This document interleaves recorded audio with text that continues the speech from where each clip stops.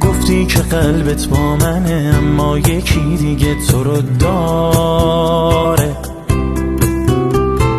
دیدی چه ساده باورت کردم، من مجنون بیچاره.